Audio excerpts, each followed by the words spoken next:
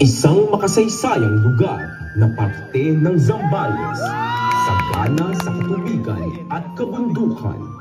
Nagmula ang ngalan ng bayan sa kanilang pinuno noon na si Apo. Siya'y matapang at makatarungan, kung kaya't siya'y minamahal ng kanyang nasasakupan.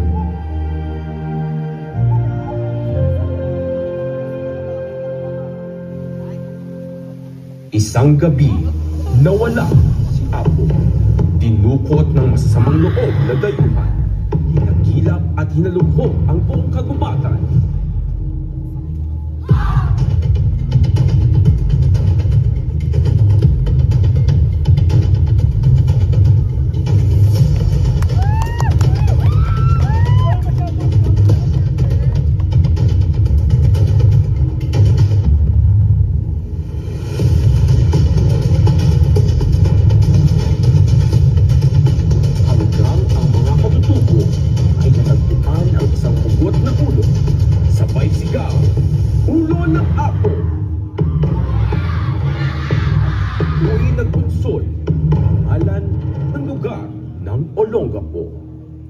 Taong 1941, sumiklab ang digmaan sa bayan.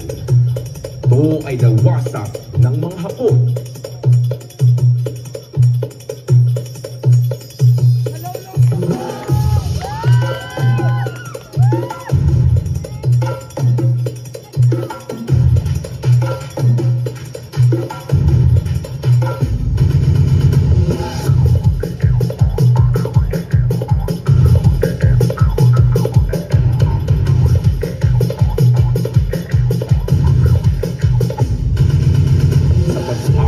Pwersang Amerikano na inaya ang bayan sa mga Hapon.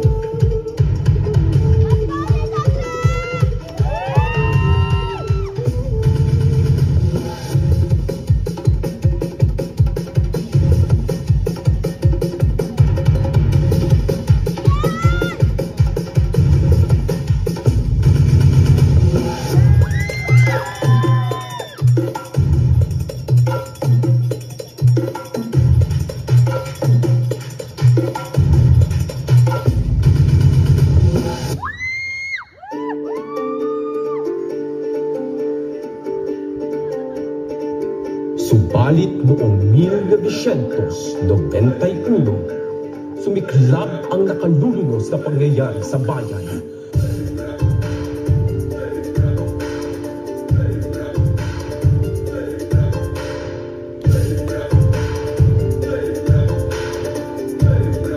Sumabog ang Bulkang Pinatubo.